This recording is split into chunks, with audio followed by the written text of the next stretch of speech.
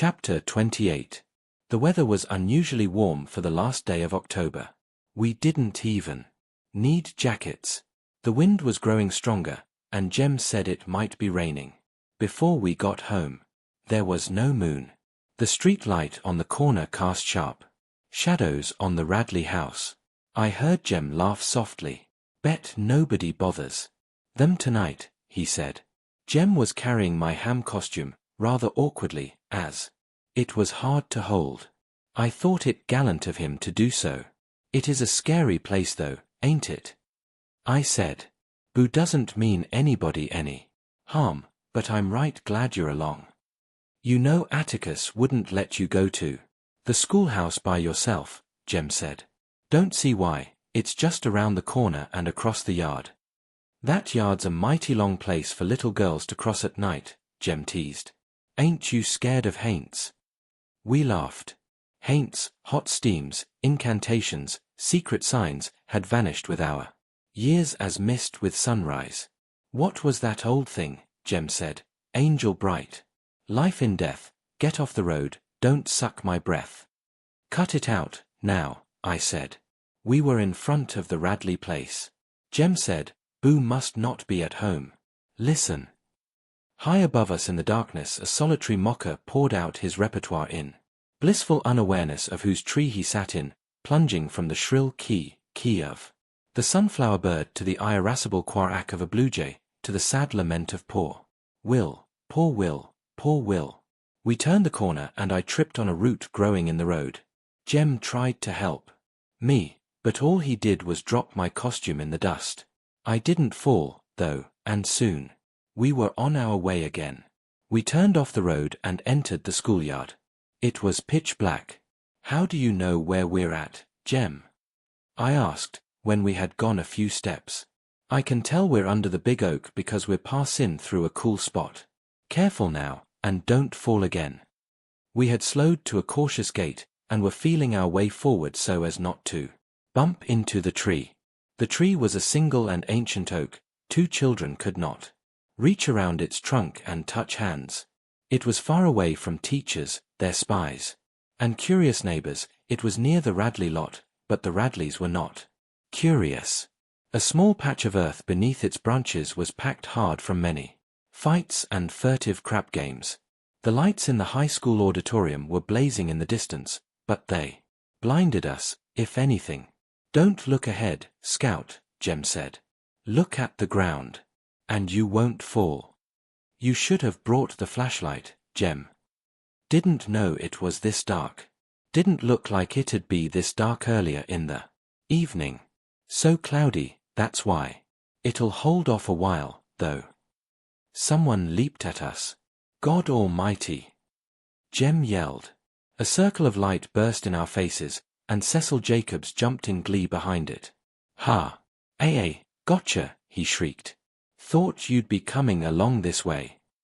What are you doing way out here by yourself, boy? Ain't you scared of Boo Radley?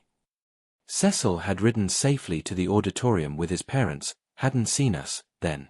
Had ventured down this far because he knew good and well we'd be coming along. He thought Mr. Finch'd be with us, though. Shucks, ain't much but around the corner, said Jem. Who's scared to go around the corner? We had to admit that Cecil was pretty good, though. He had given us a fright, and he could tell it all over the schoolhouse. That was his privilege. Say, I said, ain't you a cow tonight? Where's your costume? It's up behind the stage, he said.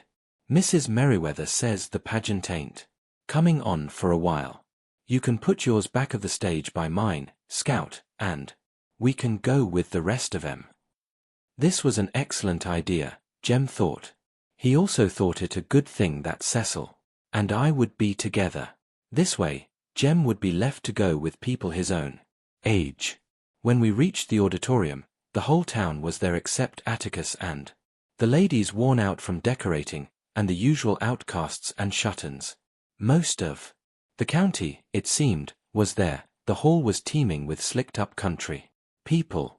The high school building had a wide downstairs hallway, people milled around booths that had been installed along each side. Oh, Jem, I forgot my money, I sighed, when I saw them. Atticus didn't, Jem said. Here's 30 cents, you can do 6 things. See you later on. Okay, I said, quite content with 30 cents and Cecil. I went with Cecil down to the front of the auditorium, through a door on one side, and backstage. I got rid of my ham costume and departed in a hurry, for Mrs. Merriweather was standing at a lectern in front of the first row of seats making last-minute, frenzied changes in the script. How much money you got? I asked Cecil. Cecil had 30 cents, too, which made us even.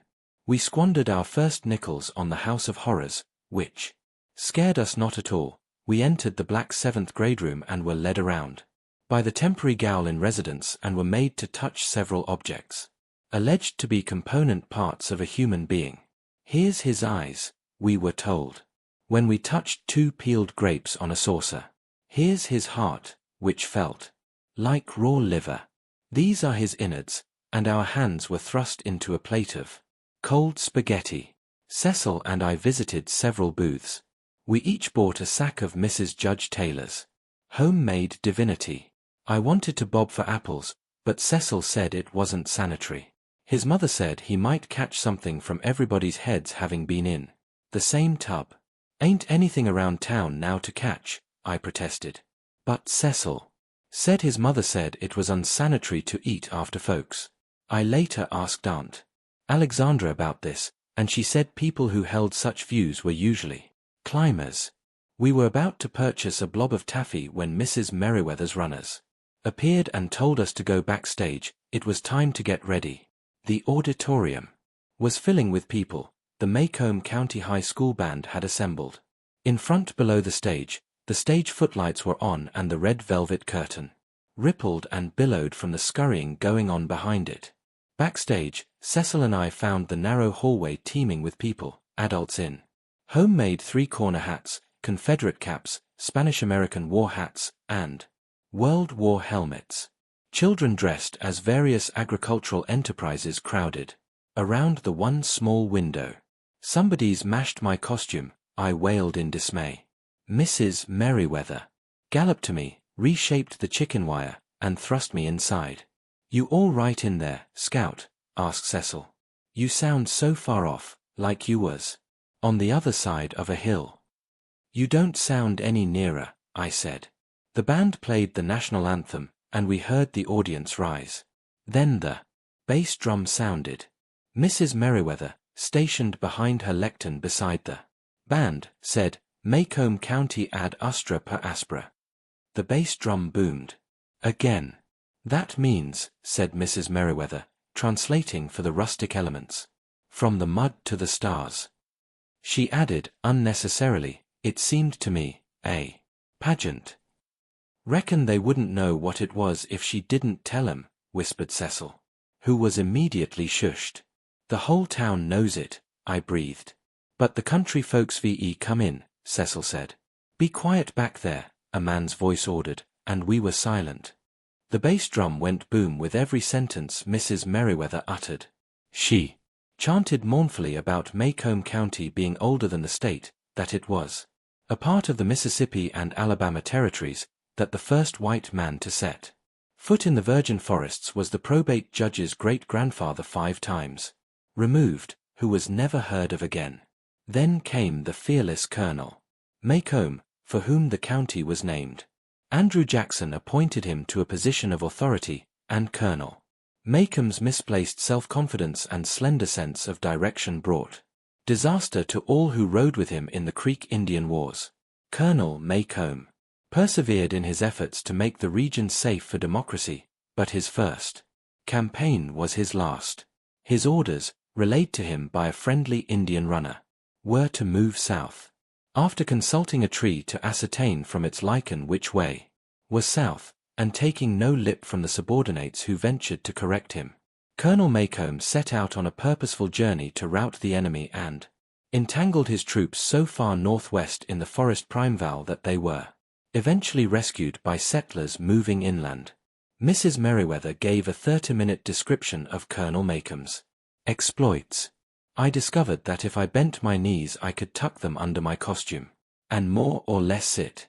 I sat down, listened to Mrs. Merriweather's drone and the bass drums boom and was soon fast asleep. They said later that Mrs. Merriweather was putting her all into the grand finale, that she had crooned "Poork" with a confidence born of pine trees and butterbeans entering on cue. She waited a few seconds, then called "Poork." When nothing materialized, she yelled "Pork." I must have heard her in my sleep, or the band playing Dixie woke me, but it was when Mrs. Merriweather triumphantly mounted the stage with the state flag that I chose to make my entrance. Chose is incorrect. I thought I'd better catch up with the rest of them. They told me later that Judge Taylor went out behind the auditorium and stood there slapping his knees so hard Mrs. Taylor brought him a glass of water and one of his pills. Mrs. Merriweather seemed to have a hit, everybody was cheering so, but she caught me backstage and told me I had ruined her pageant. She made me feel awful, but when Jem came to fetch me he was sympathetic. He said he couldn't see my costume much from where he was sitting. How he could tell I was feeling bad under my costume I don't know, but he said I did all right. I just came in a little late, that was all. Jem was becoming almost as good as Atticus at making you feel right when things went wrong.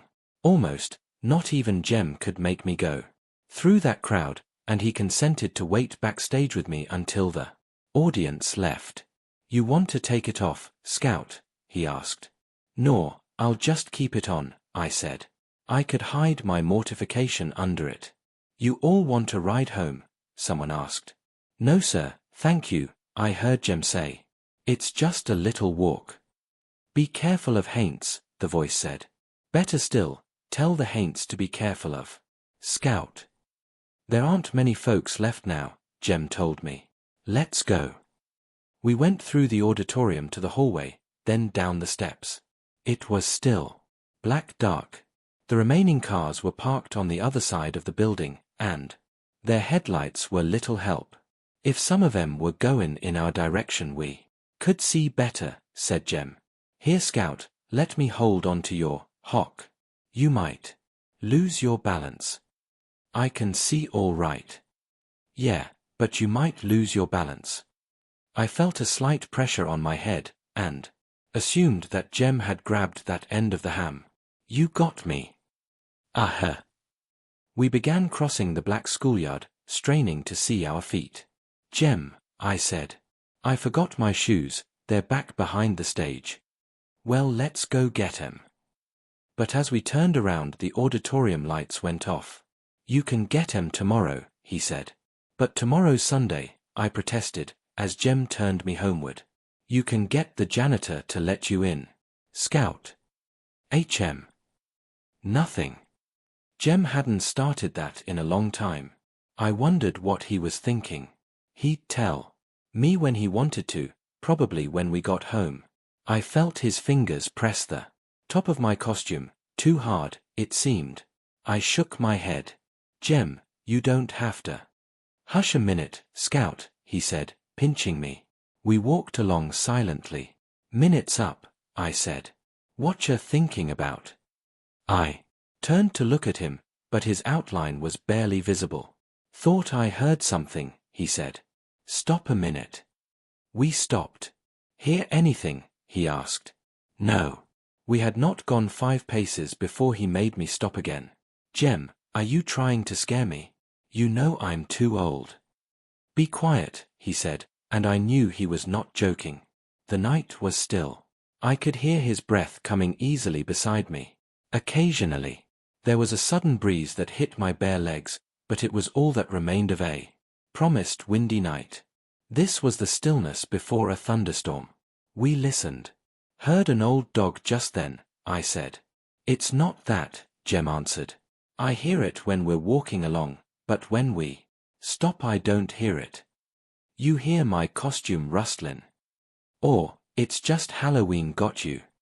I said it more to convince myself than Jem, for sure enough, as we began walking, I heard what he was talking about. It was not my costume. "It's just old Cecil," said Jem presently. "He won't get us again." Let's don't let him think we're hurrying. We slowed to a crawl. I asked Jem how Cecil could follow us in this dark. Looked to me like he'd bump into us from behind. I can see you, Scout, Jem said. How? I can't see you. Your fat streaks are showing. Mrs. Crenshaw painted 'em with some of that shiny stuff so they'd show up under the footlights. I can see you pretty well, and I expect Cecil can see you well enough to keep his distance. I would show Cecil that we knew he was behind us and we were ready for him. Cecil Jacobs is a big wet hen. I yelled suddenly, turning around. We stopped. There was no acknowledgement save hen bouncing off the distant schoolhouse wall. I'll get him, said Jem. Why? Hey, answered the schoolhouse wall. It was unlike Cecil to hold out for so long. Once he pulled a joke he'd repeat it time and again. We should have been leapt at already. Jem signaled for me to stop again. He said softly, Scout, can you take that thing off? I think so, but I ain't got anything on under it much. I've got your dress here. I can't get it on in the dark. Okay, he said, never mind. Jem, are you afraid? No. Think we're almost to the tree now. Few yards from that, and we'll be to the road. We can see the street light then. Jem was talking in an unhurried, flat, toneless voice. I wondered how long he would try to keep the Cecil myth going. You reckon we ought to sing, Jem? No. Be real quiet again, Scout. We had not increased our pace. Jem knew as well as I that it was difficult to walk fast without stumping a toe, tripping on stones, and other inconveniences, and I was barefooted. Maybe it was the wind rustling the trees. But there wasn't any wind and there weren't any trees except the big oak. Our company shuffled and dragged his feet, as if wearing heavy shoes. Whoever it was wore thick cotton pants. What I thought were trees rustling was the soft swish of cotton on cotton, weak, with every step. I felt the sand go cold under my feet and I knew we were near the big oak. Jem pressed my head. We stopped and listened. Shufflefoot had not stopped with us this time. His trousers swished softly and steadily. Then they stopped. He was running toward us with no child's steps. Run, Scout. Run, run. Jem screamed. I took one giant step and found myself reeling, my arms useless, in the dark. I could not keep my balance. Jem, help me, Jem. Something crushed the chicken wire around me. Metal ripped on metal and I fell to the ground and rolled as far as I could, floundering to escape my wire prison. From somewhere nearby came scuffling, kicking sounds of shoes and flesh scraping dirt and roots. Someone rolled against me and I felt Jem. He was up like lightning and pulling me with him, but though my head and shoulders were free, I was so entangled we didn't get very far. We were nearly to the road when I felt Jem's hand leave me, felt him jerk backwards to the ground. More scuffling, and there came a dull crunching sound. And Jem screamed. I ran in the direction of Jem's scream and sank into a flabby male stomach. Its owner said, "Uff," and tried to catch my arms, but they were tightly pinioned. His stomach was soft but his arms were like steel. He slowly squeezed the breath out of me. I could not move. Suddenly he was jerked backwards and flung on the ground, almost carrying me with him. I thought, Jem's up. One's mind works very slowly at times. Stunned, I stood there dumbly. The scuffling noises were dying, someone wheezed and the night was still again. Still but for a man breathing heavily and staggering. I thought. He went to the tree and leaned against it. He coughed violently, a sobbing, bone-shaking cough. Jem. There was no answer but the man's heavy breathing. Jem. Jem didn't answer. The man began moving around, as if searching for something. I heard him groan and pull something heavy along the ground. It was slowly coming to me that there were now 4 people under the tree. Atticus, The man was walking heavily and unsteadily toward the road. I went to where I thought he had been and felt frantically along the ground, reaching out with my toes. Presently I touched someone. Jem. My toes touched trousers, a belt buckle, buttons, something I could not identify, a collar, and a face. A prickly stubble on the face told me it was not Jem's. I smelled stale whiskey. I made my way along in what I thought was the direction of the road. I was not sure, because I had been turned around so many times. But I found it and looked down to the street light. A man was passing under it. The man was walking with the staccato steps of someone carrying a load too heavy for him. He was going around the corner. He was carrying Jem. Jem's arm was dangling crazily in front of him. By the time I reached the corner, the man was crossing our front yard. Light from our front door framed Atticus for an instant. He ran down the steps, and together, he and the man took Jem inside. I was at the front door when they were going down the hall. Aunt Alexandra was running to meet me. Call Dr. Reynolds. Atticus's voice came sharply from Jem's room. Where's Scout? Here she is, Aunt Alexandra called, pulling me along with her to the telephone. She tugged at me anxiously. I'm all right, Auntie, I said. You better call. She pulled the receiver from the hook and said, Eula May, get Dr. Reynolds. Quick. Agnes, is your father home? Oh God, where is he? Please tell him to come over here as soon as he comes in. Please, it's urgent. There was no need for Aunt Alexandra to identify herself. People in Maycomb knew each other's voices. Atticus came out of Jem's room. The moment Aunt Alexandra broke the connection, Atticus took the receiver from her. He rattled the hook, then said, Eula May, get me the sheriff, please. Heck. Atticus Finch. Someone's been after my children. Jem's hurt. Between here and the schoolhouse. I can't leave my boy. Run out there for me, please, and see if he's still around.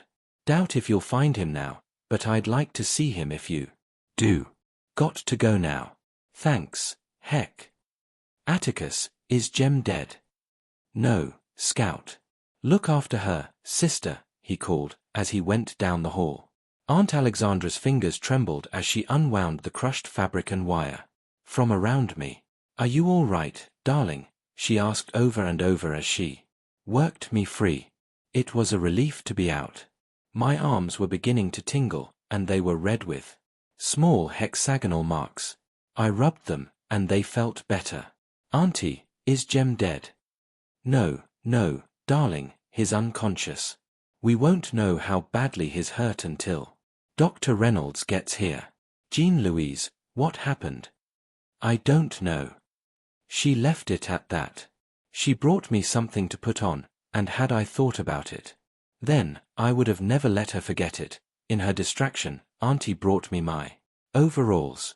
Put these on, darling, she said, handing me the garment she most despised. She rushed back to Jem's room, then came to me in the hall. She patted me vaguely and went back to Jem's room. A car stopped in front of the house. I knew Dr. Reynolds's step almost as well as my father's. He had brought Jem and me into the world, had led us through every childhood disease known to man, including the time Jem fell out of the treehouse. And he had never lost our friendship. Dr. Reynolds said if we had been boil-prone, things would have been different, but we doubted it. He came in the door and said, Good Lord. He walked toward me, said, You're still standing, and changed his course. He knew every room in the house. He also knew that if I was in bad shape, so was Jem. After 10 forevers, Dr. Reynolds returned. Is Jem dead? I asked. Far from it, he said, squatting down to me. He's got a bump on the head just like yours, and a broken arm. Scout, look that way. No, don't turn your head, roll your eyes. Now look over yonder. He's got a bad break, so far as I can tell now. It's in the elbow. Like somebody tried to wring his arm off. Now look at me. Then he's not dead. No, oh, Dr. Reynolds got to his feet. "We can't do much tonight," he said. "Except try to make him as comfortable as we can. We'll have to X-ray his arm. Looks like he'll be wearing his arm way out by his side for a while. Don't worry, though, he'll be as good as new. Boys his age bounce." While he was talking, Dr. Reynolds had been looking keenly at me, lightly fingering the bump that was coming on my forehead. "You don't feel broke anywhere, do you?" Dr. Reynolds's small joke made me smile. "Then you don't think he's dead?" Then he put on his hat. "Now I may be wrong, of course, but I think he's very alive. Shows all the symptoms of it. Go have a look at him, and when I come back we'll get together and decide." Dr. Reynolds's step was young and brisk. Mr. Tate's was not. His heavy boots punished the porch and he opened the door awkwardly, but he said the same thing Dr. Reynolds said when he came in. "You all right, Scout?" he added. "Yes, sir, I'm going in to see Jem. Atticus send them's in there." "I'll go with you," said Mr. Tate. Aunt Alexandra had shaded Jem's reading light with a towel, and his room was dim. Jem was lying on his back. There was an ugly mark along one side of his face. His left arm lay out from his body, his elbow was bent slightly, but in the wrong direction. Jem was frowning. "Jem." Atticus spoke. "He can't hear you, Scout, he's out like a light." He was coming around, but Dr. Reynolds put him out again. "Yes, sir." I retreated. Jem's room was large and square. Aunt Alexandra was sitting in a rocking chair by the fireplace. The man who brought Jem in was standing in a corner, leaning against the wall. He was some countryman I did not know. He had probably been at the pageant, and was in the vicinity when it happened. He must have heard our screams and come running. Atticus was standing by Jem's bed. Mr. Tate stood in the doorway. His hat was in his hand, and a flashlight bulged from his pants pocket. He was in his working clothes. "Come in, said Atticus. "Did you find anything?" "I can't conceive of anyone low-down enough to do a thing like this, but I hope you found him." Mr. Tate sniffed. He glanced sharply at the man in the corner, nodded to him, then looked around the room, at Jem, at Aunt Alexandra, then at Atticus. "Sit down, Mr. Finch," he said pleasantly. Atticus said, "Let's all sit down. Have that chair, I'll get another one from the living room." Mr. Tate sat in Jem's desk chair. He waited until Atticus returned and settled himself. I wondered why Atticus had not brought a chair for the man in the corner, but Atticus knew the ways of country people far better than I. Some of his rural clients would park their long-eared steeds under the chinaberry trees in the backyard, and Atticus would often keep appointments on the back steps. This one was probably more comfortable where he was. "Mr. Finch," said Mr. Tate, "tell you what I found. I found a little girl's dress. It's out there in my car." "That your dress, Scout?" "Yes, sir, if it's a pink one with smocking," I said. Mr. Tate was behaving as if he were on the witness stand. He liked to tell things his own way, untrammeled by state or defense, and sometimes it took him a while. "I found some funny-looking pieces of muddy-colored cloth." "That's costume, Mr. Tate." Mr. Tate ran his hands down his thighs. He rubbed his left arm and investigated Jem's mantelpiece, then he seemed to be interested in the fireplace. His fingers sought his long nose. "What is it, said Atticus. Mr. Tate found his neck and rubbed it. "Bob Ewell's lying on the ground under that tree down yonder with a kitchen knife stuck up under his ribs. He's dead, Mr. Finch."